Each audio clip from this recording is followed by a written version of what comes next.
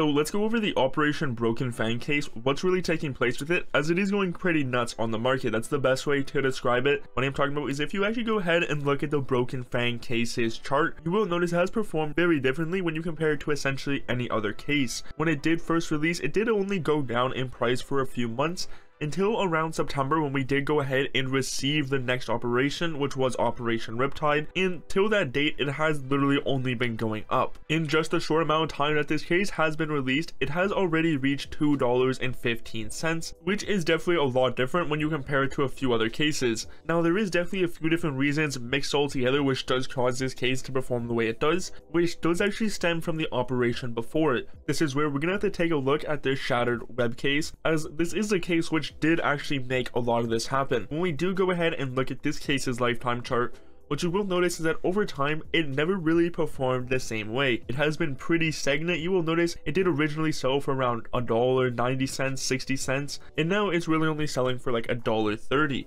It never made any drastic increases or decreases like we see with Broken Fang. But saying this, seeing as this case never really performed that well, it did cause a lot of people to actually stay away from the Broken Fang case when it did first come out. You'll notice it was literally a really bad investment during the operation. It was only going down in price, so a lot of people just try to stray away from it as much as possible, which obviously in the long run decreases the supply, seeing as these are a discontinued case. That's why on the marketplace there is literally only 20,000. And what also does cause this price increase is the increase for the covert skins. More specifically, what we are talking about is the print stream, as it is a very favorable skin right now. You will notice that it did perform like usual when it comes to some covert skins, where it did sell for a pretty high price point. A few months later, the price does come tumbling down due to obviously just more getting unboxed, but this is where things change up pretty drastically. Due to the increase in demand for the print stream, you see that it did essentially just constantly rise in price, which is definitely not normal when you look at play skins like this, and it has literally just been rising since. It's now selling for over $490, which, and then if you compare it to the price when it first came out, if you got it back then, it would seem like a steal. So obviously with more people wanting the M4M&S print stream in the game, it does cause an increase in the demand for the classified pinks due to just more trade ups, same thing for the purples, and so on and so forth, which does just cause a huge domino effect across the whole entire case, as more people are wanting the skins, which does drive it up for more people to unbox the case, which does drive up the case's price as well. So that is why, all in all, this case has literally just been going crazy on the market, essentially increasing month after month, which if you take out this mini hype right here is a very steady growth just straight up. Now obviously this can come tumbling down once there is less demand in the print stream and overall this case, but seeing as the supply is getting eaten up pretty fast, you can see it's just constantly getting bought on the market even right now.